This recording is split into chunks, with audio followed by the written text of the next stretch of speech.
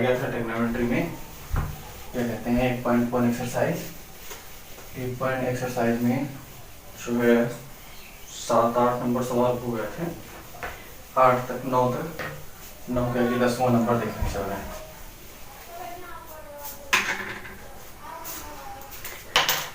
खुद ही वीडियो बना रहे हैं। 10 नंबर देखिए, एक्सरसाइज 8.1 का है, NCERT बुक से।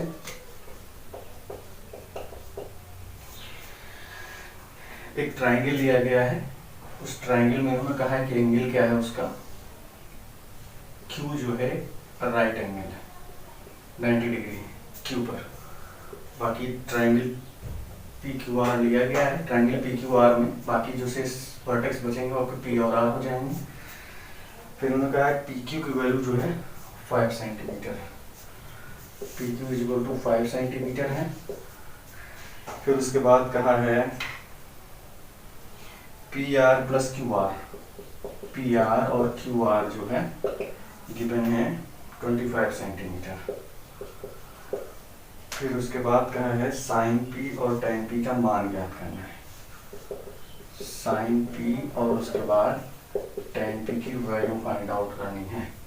ठीक, तो PR हमारा क्या है, ये है, तो ये नहीं गिवन है तो इसे x कर लेंगे। PR PQ गिवन है 5, QR जो है नहीं गिवन है, इसे y मान लेंगे। ठीक, PQ 5 हो गया। ठीक, आइए इसे सॉल्व करते हैं। Let PQ and QR be x and y, then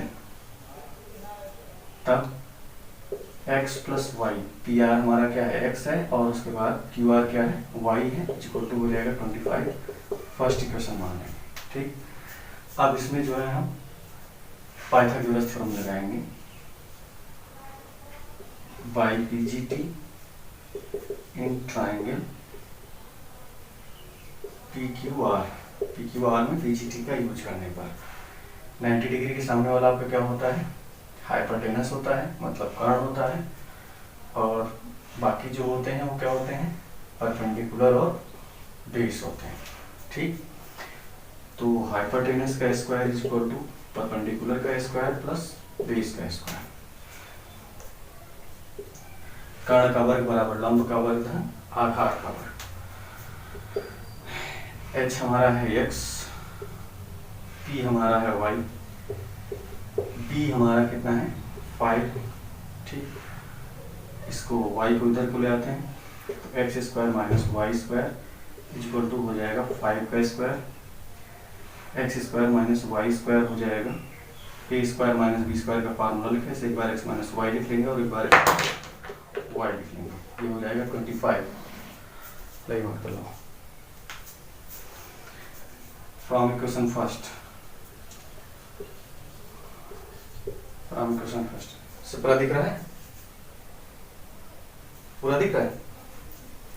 हाँ, एक ही लाइन बची है। ठीक ठीक, from equation first, equation first से देख लीजिए x plus y equal to 25 में, ये उठा करके यहाँ पे रख देंगे इंटू 25, x प्लस वाई की वैल्यू 25 होगी, रख लिया हमने, और उसके बाद 25 की मेन ही है, तो 25 से 25 कैंसिल हो जाएगा।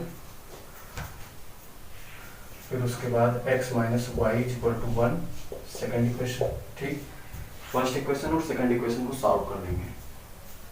ठीक, या यहाँ से x इक्वल टू लिख सकते हैं 1 प्लस वाई, सेकेंड इक्वेशन मान लिया हमने इसे। ठीक, on putting this value, on putting this value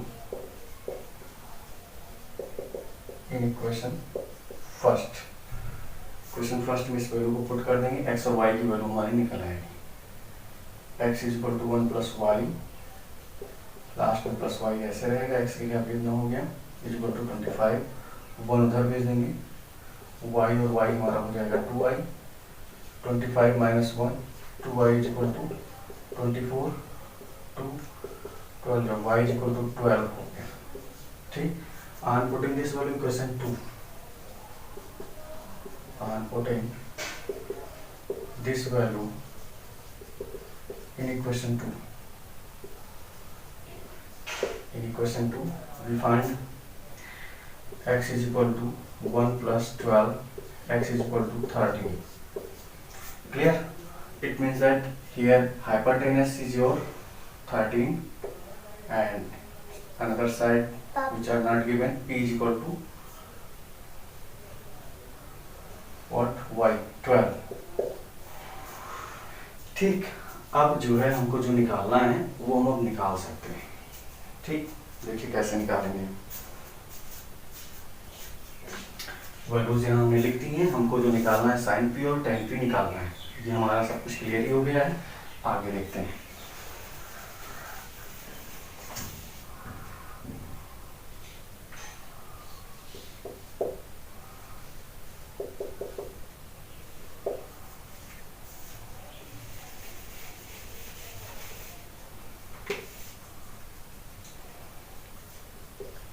Now sin p, p means that मतलब p जो है यहाँ पर as a taken as angle, angle की तरह टेक किया जाएगा। साइन का एंगल क्या है यहाँ पर, p। ठीक, तो p के सामने वाला हमेशा क्या होता है, परपेंडिकुलर होता है। ठीक, तो साइन p इक्वल टू हो जाएगा परपेंडिकुलर अपॉन हाइपोटेन्यूज। फॉर्मूला आपको पता होगा, पाकिस्तान भूखा प्यासा, हिंदुस्तान हरा भरा। ठीक, पहले के लिए साइन हो जाता है, दूसरे के लिए कॉस हो जाता है, तीसरे के लिए टैन हो जाएगा। ठीक, परपेंडिकुलर आपको कितना गिवन है यहाँ पे, 12 गिवन है, तो 12 लिख देंगे। और हाइपोटेनस हमारा निकला कितना, 13, ये आपका आंसर हो जाएगा। और टैन पी के बाद, साइन के बाद टैन पी निकालना है। टैन क्यों निकालना है, क्या निकालना है, साइन पी और उसके बाद कॉस पी और उसके बाद टैन पी। कॉस पी निकालना है, कॉस पी, तो कॉस पी हमारा क्या हो जाएगा, पी अपॉन हाइपोटेनस। बेस हमारा कितना है, 5 है, हाइपोटेनस कितना है, 13 है। फिर टैन पी निकालना है। टैन पी किसके बराबर होता है, परपेंडिकुलर अपॉन बेस। परपेंडिकुलर हमारा हो जाएगा कितना, 12, और हाइपोटेनस हो जाएगा कितना, 13। सॉरी, परपेंडिकुलर अपॉन बेस है, तो परपेंडिकुलर 12 हो गया और बेस हमारा हो जाएगा 5। ठीक, ये आपका पहला प्रॉब्लम सॉल्व हो गया। ठीक, 11 नंबर में जो है आपको ट्रू और फॉल्स लिखना है विथ रीजन। ठीक, tan e का मान सदैव 1 से कम होता है, गलत है। tan का मान जो होता है 1 से ज्यादा होता है। ठीक, फिर कोण ए के किस मान के लिए sec के बराबर 12/5 होगा। कोण ए के किसी मान के लिए sec ए का मान sec के बराबर 12/5 होगा। सही है, का से मतलब वो तो है ही है, मतलब किसी को कोई कोण दिया जाएगा, उसमें sec ए हमको निकालना होगा, तो उसमें से 12/5 कहीं ना कहीं निकल के आएगा। लेकिन अब यहाँ पर दिया होना चाहिए तभी निकलेगा, मतलब यहाँ से निकाल के देखें तो परपेंडिकुलर और बेस दिया है। चेकआउट कर लेते हैं। देखिए,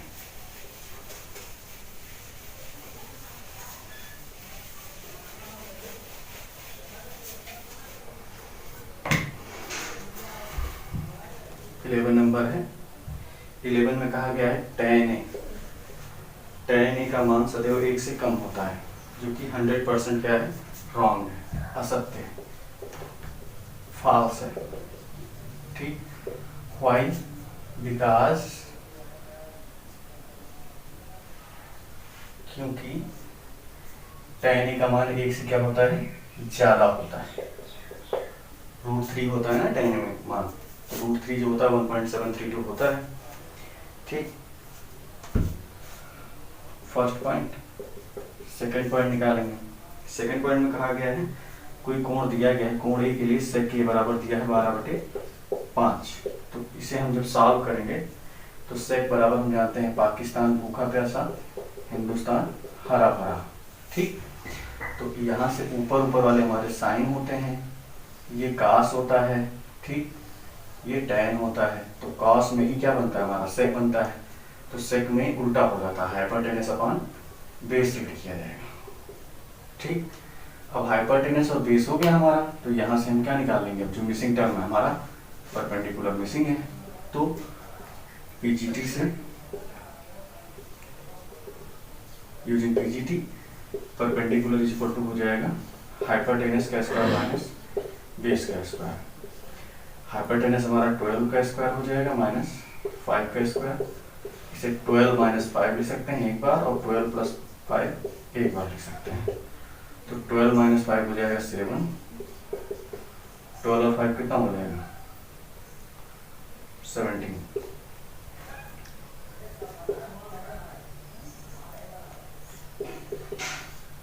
7 7 जा 49, 7 हो जाए 7, और उसके बाद 1 लगा लेंगे क्या 4, 11 हो जाएगा 119। ठीक, ये इतना हो जाएगा। अब इनकी हेल्प से क्या हम बाकी और ट्रिग्नोमेट्रिक फंक्शन निकाल सकते हैं, यानी कि जो चीज़ दिया गया है वो सही दिया गया है, यानी कि हमारा वैल्यू जो है परपेंडिकुलर भी पता चल जा रहा है इससे, और हाइपरटेनस और बेस भी दिया हुआ है। तो इन तीनों की यूज से हम जो है बाकी 6 ट्रिग्नोमेट्रिक फंक्शन निकाल सकते हैं, यानी कि जो मान दिया गया है वो क्या है, सत्य है। ठीक, अगर यहाँ कुछ इनफाइनाइट वगैरह कुछ और करके आता तभी गड़बड़ हो जाता। Hence, PBHR फॉर्म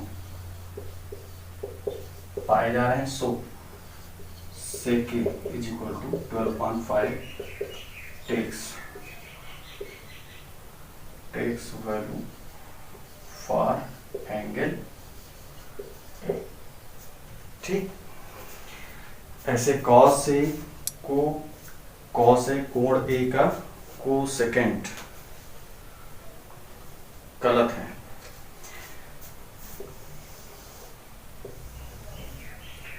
साइन का पूरा नाम साइन होता है, कॉस का पूरा नाम कोसाइन होता है। ठीक, टैन का पूरा नाम टेंजेंट होता है, ठीक है, और कॉट का पूरा नाम कोटेंजेंट होता है। ठीक, और सेक का पूरा नाम सेकटेंट होता है। ठीक है, और कॉसेक का लिखेंगे तो कॉसेक का ये लिखा हुआ है इन्होंने कोसेकेंट लिखा है, कोसेकेंट लिखा है। ठीक, तो जो ऑप्शन दिया है वो कॉसेक के लिए पूरा नाम दिया गया है। ठीक, तो कॉस के लिए क्या होना चाहिए हमारा, कोसाइन होना चाहिए। ठीक, इसे ज्या कहते हैं, ये कोज्या है, ये स्पर्शज्या है। ठीक, बाकी सब इसके उल्टे लिखे हुए हैं। ठीक, तो हमारा ऑप्शन क्या है, गलत है। ठीक, तीसरा नंबर ऑप्शन क्या है, गलत है। क्यों गलत है, क्योंकि कॉस ए को क्या कहा जाता है, कोसाइन कहा जाता है, मतलब कोज्या कहा जाता है, कोसेकेंट नहीं कहा जाता। कोसेकेंट किसे कहा जाता है, कॉसेक को कहा जाता है। ठीक, कॉट और ए का गुणनफल है, गलत है। विशेष रूप से आप लोग ध्यान दीजिएगा कि कहीं पर भी अगर आप ट्रिग्नोमेट्री आप पढ़ रहे हैं तो पढ़ने में चीज विशेष ध्यान दीजिएगा कि अगर साइन ए लिखा है तो इसका मतलब ये नहीं है कि साइन और उसके बाद ए दोनों गुणा कर रहे हैं आप। ठीक, ये रॉन्ग है। ठीक है, ये साइन जो है ए को चिपका करके बैठा है। ठीक, फेविकोल से चिपका हुआ है। ठीक है, ये कभी छूटेंगे नहीं, एक दूसरे से चिपके होंगे। ठीक, कॉसे भी रहेगा तो अलग नहीं होगा, कॉसे रहेगा इसके साथ। ठीक, और हमेशा ये भी ध्यान दीजिएगा कि जैसे साइन स्क्वायर है, कुछ पावर लगानी है तो साइन ए का होल स्क्वायर लिखा हुआ है। सपोज मान लीजिए साइन ए है, इसका होल स्क्वायर है। ठीक, तो यहाँ पर ये स्क्वायर जो है थर्ड टर्म्स, इंग्लिश का जो थर्ड टर्म्स होगा उसी के ऊपर लगेगा जाके, एन के ऊपर स्क्वायर लग जाएगा और ए ऐसे लिख जाएगा। ठीक, सारे फलन के लिए ऐसे होगा। कॉस लिखना है तो कॉस के लिए भी क्या होगा, स्क्वायर ऐसे लगेगा और एस के ऊपर स्क्वायर लग जाएगा जाके। टेन लिखना है तो टेन में भी मतलब एन के ऊपर ही क्या होगा, स्क्वायर लग जाएगा। मतलब लास्ट अल्फाबेट पे हम पावर लगा करके उसके बाद ए इसे लिख दिया करेंगे और ए इसके साथ चिपका रहेगा, छूटेगा नहीं। ठीक, यानी कि जो ऑप्शन दिया गया है वो हमारा क्या है, गलत। फॉल्स है।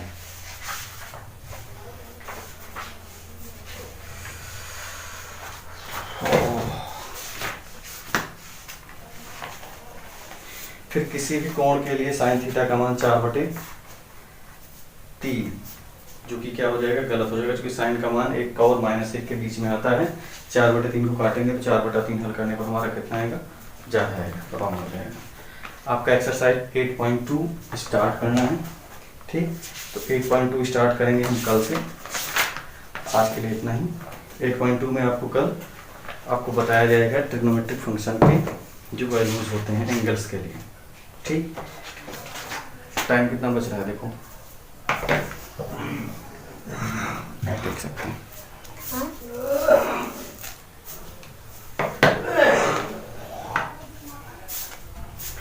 देख लेते हैं। देख रही हो?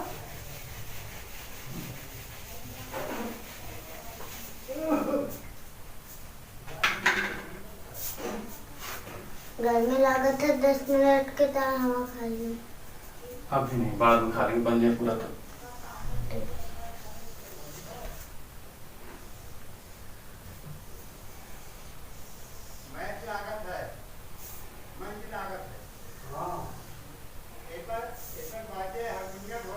हम यहाँ पर टेबल बनाने चल रहे हैं, ट्रिग्नोमेट्रिक फंक्शन का। ठीक, एंगल लिखेंगे और टीएफ लिखेंगे। टीएफ मतलब ट्रिग्नोमेट्रिक फंक्शन, त्रिकोणमितीय फलन।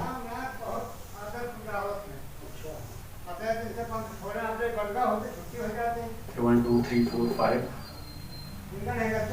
6, ये नीचे टीएफ लिखा जाएगा और यहाँ पर एंगल लिखा जाएगा इस साइड में। ये वाली एंगल की लाइन है। एंगल आपका 0 डिग्री होगा, 30 डिग्री होगा। डिग्री हमेशा ध्यान रखिए, जैसे मम्मी लोग टिकलू लगाती हैं उसी तरह से लिखा जाएगा। 30 डिग्री ऊपर टिकलू लगाया जाएगा, फिर 45 डिग्री, फिर 60 डिग्री, फिर 90 डिग्री। हमारा एक एक्स्ट्रा बन गया है। ग्राफ जरूरी भी है अभी, लेकिन हमको 90 तक ही जानना है, बस इतना ही हमारे कोर्स में है। फिर देखते हैं आगे क्या होता है। पहला फलन लेंगे साइन, दूसरा हमारा कास होगा, तीसरा हमारा टैन होगा, चौथा हमारा काट होगा,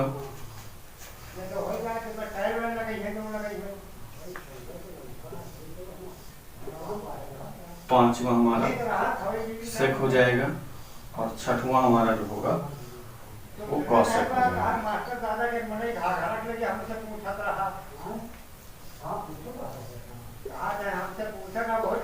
साइन के लिए लिखेंगे, साइन 0 का मान 0 लिखा जाएगा, साइन 30 का मान 1/2 होगा, साइन 45 का मान 1/2 होगा, कास 60, साइन 60 का मान √3/2 होगा, और साइन 90 का मान 1 होगा।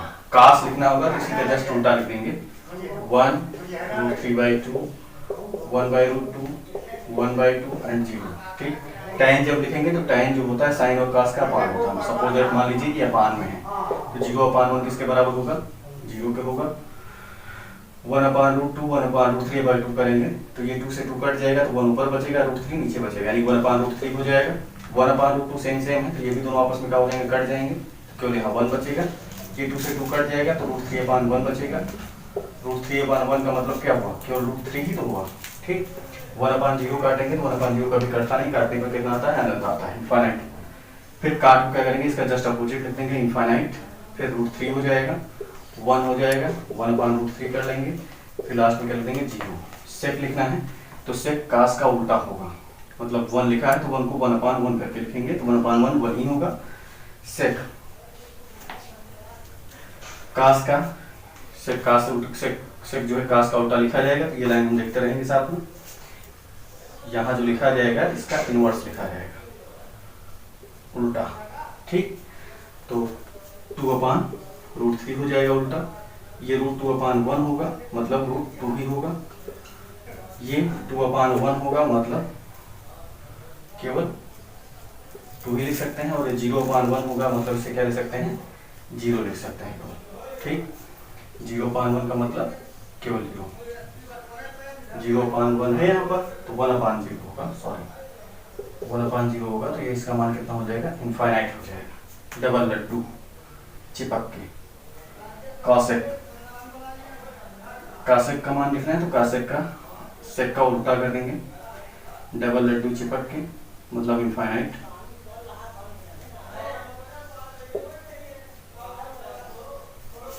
फिर उसके बाद 2, फिर उसके बाद √2, फिर उसके बाद 2/√3, फिर 1। अगर वैल्यू इसका लिखना है तो जैसे मान लीजिए सवाल में पूछा जाता है साइन 0 का मान कितना होगा, 0 होगा।